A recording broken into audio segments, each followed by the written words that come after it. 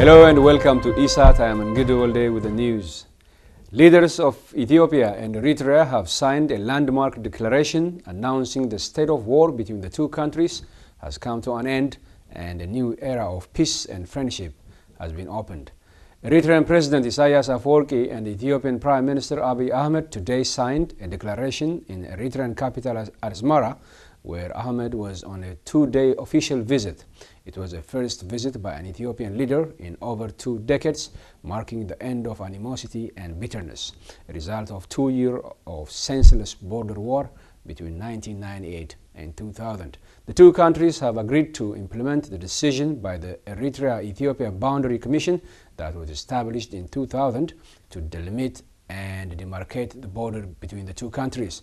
The decision on the boundary between the two countries will be implemented. The declaration between the two leaders reads. They have also agreed to forge cooperation in the areas of politics, economy, security, while also resume transport, trade and communications. The declaration states that the two governments will endeavor to forge intimate political, economic, social, cultural and security cooperation that serves and advances the vital interests of their two peoples. The two countries have also decided to resume diplomatic ties and to jointly endeavor to ensure regional peace, development and cooperation. The two leaders caught the people on both sides by surprise when they, in few weeks after the first overtures of peace by Ahmed, sprung into action and get rid of a specter of war and put an end to 2 decades of deadlock. The reception in Asmara for Prime Minister Ahmed was an exception, a rare scene in a city with a population of a little over 800,000. It looked like no one stayed home on Sunday, with people from all walks of life flocked at the city's main boulevards and squares, singing and dancing in festivity, hopeful about what the future brings. Eritrean President Isaias Afwerki said at a dinner he hosted in honor of Prime Minister Ahmed that the tumultuous welcome accorded to Prime Minister Abiy underscores how much the people of Eritrea cherish peace. Plaudits for Dr. Abiy for the bold political choice he has taken that will recoup lost time and opportunity in the past 20 years. We are with you, Eritrean President Isaias Afwerki said at the dinner.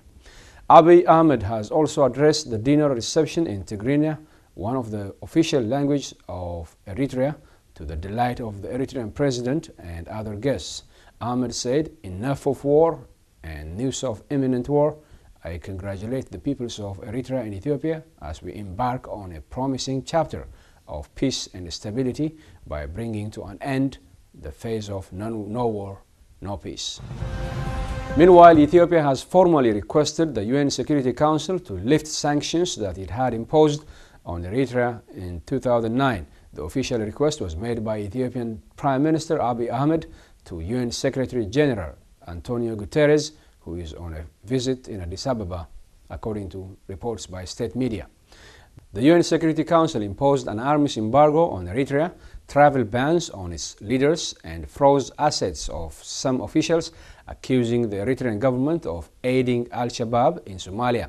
But reports by a monitoring group has found no evidence of Eritrean support for Al-Shabaab and recommend that the Security Council end its current sanctions. The monitoring group on Somalia and Eritrea, in several reports since 2014, said it had not found conclusive evidence of support provided by Eritrea to Al-Shabaab.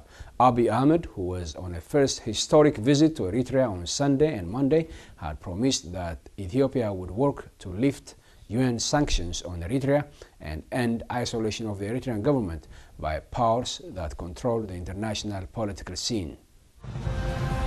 Residents of several towns in Ethiopia took to the streets on Saturday and Sunday in support of Prime Minister Abiy Ahmed and his reform agendas.